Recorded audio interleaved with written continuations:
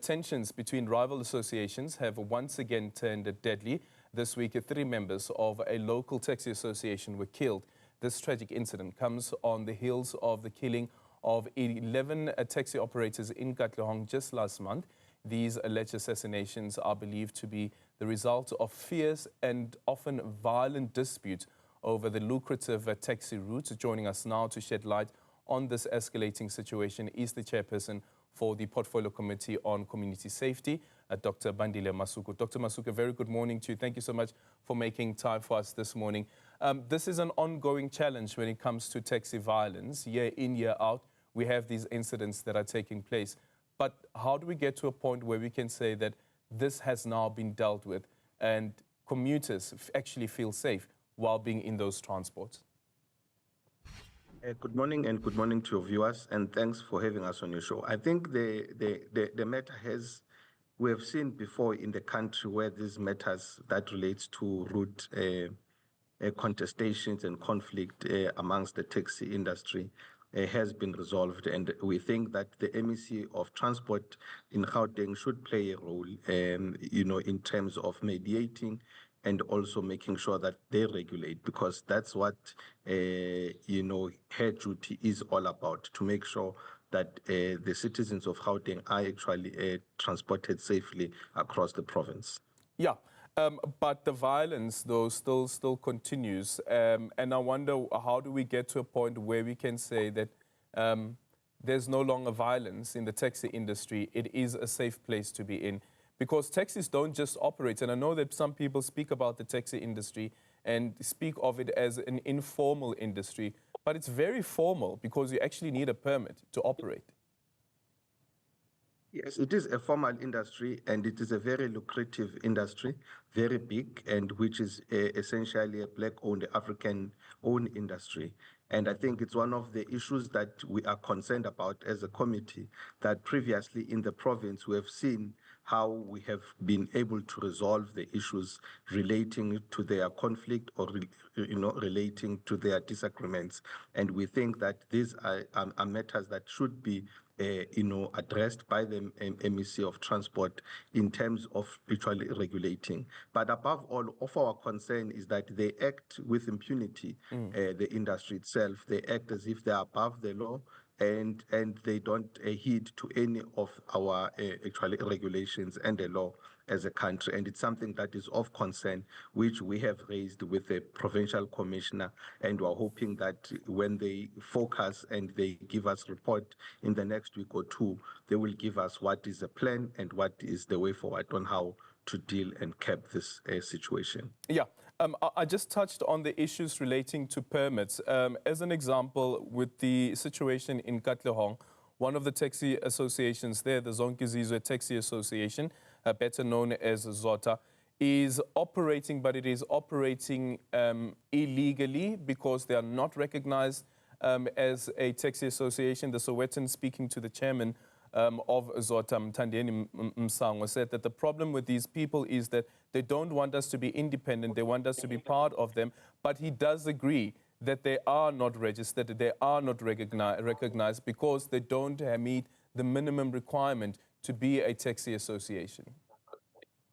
So the law enforcement must come through, in this manner, in this matter, to take out and make sure that that taxi association and their taxis and their vehicles are taken off actually the streets, because in any case, there's a lot of situations and regulations that needs to be met before you even operate a taxi association, and maybe even the safety of our passengers or of our citizens in those taxis, it's not really actually guaranteed. So the law enforcement must come through, must exercise their authority in making sure that only recognized taxi associations and those who also abide by the law are actually allowed on the roads, and make sure that they continue actually transporting Gauteng citizens. Yeah, isn't there where the biggest problem actually is? It is with regards to enforcement, making sure that those who are on the road are those who are legally permitted to be on the road, and the commuting passengers as well. On the other end as well, and I'm sure you've heard this as well, Dr. Masuku, where we are told that you have police officers themselves that are involved in the taxi industry and also have taxis that are operating in the industry. And that's the reason why it becomes so difficult to stem out illegality. I think we've heard that, and it's one of the issues that we are going to raise with the Premier, as he had announced in the State of the Province address when he started off as a Premier, that he is going to focus on the taxi violence and the taxi conflict.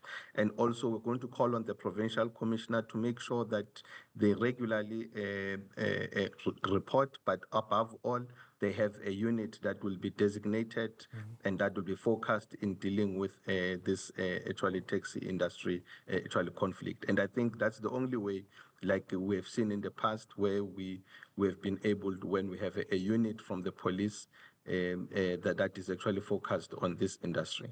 Yeah. For now, do you think that there's a need to suspend operations of some taxi associations? We spoke about the one in Soweto with Wata involved there as well, 3 people being gunned down, and now also the one in Katlehong. Is there a need to suspend those operations up until this matter has been resolved? Dr. Masuku, can you hear me?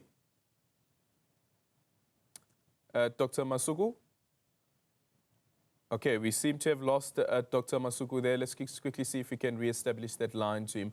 Because as you and I know, that this is nothing new when it comes to taxi violence. And of course, it's not unique to Gauteng as well. It is something that happens across the country, various provinces, the Western Cape being affected, KwaZulu-Natal as well. The Eastern Cape has had some incidents as well. But the question is, how do you stem out the illegality around it? Dr. Masuku, if you can hear me, I wanted to find out from the Portfolio Committee on Safety, do you think that there is a need to suspend the operations of certain taxi operators that are involved in this violence up until a solution is found? Yeah, I think it is something that is an option that needs to be worked on. And I think it also forces the taxi associations to a discussion when you stop their activity. Whilst they continue with their activity without us enforcing the suspension, it might be a big problem, and it has continued unabated. And I think it's something that we need to actually encourage the MEC of Transport and the Premier actually to force these associations into a negotiating table and also to abide by the law of the province. Okay, just a quick one. Before we started our interview, Dr. Masuku, we were playing visuals of an operation by Joburg Water to deal with this issue of illegal water connection. It is a safety issue, and there you have live visuals of the disconnection of some of these illegal connections to the water supply grid. Your reaction as the community safety chairperson in the Gauteng legislature, when it comes to water connection and illegal water connection, because on the one end, it is a need, right? It's a basic need, but you can't break the law wanting access to that basic need. Yes, I think the issue as it relates to illegal water connection, it's also in relation to illegal electricity connection, and it also relates to illegal invasion of unoccupied land. These are just general issues that we need to address as a country, because lawlessness must not be tolerated, and we are calling, and we have been keeping our metropolis departments across the province accountable on the level of how they actually enforce bylaws. Because if we don't react and respond to small matters like breaking of the law, it almost escalates to a bigger illegality. So the issue of illegal connection is a big problem, and the metropolis departments must come on board to make sure that they actually enforce their bylaws, which has been a big problem.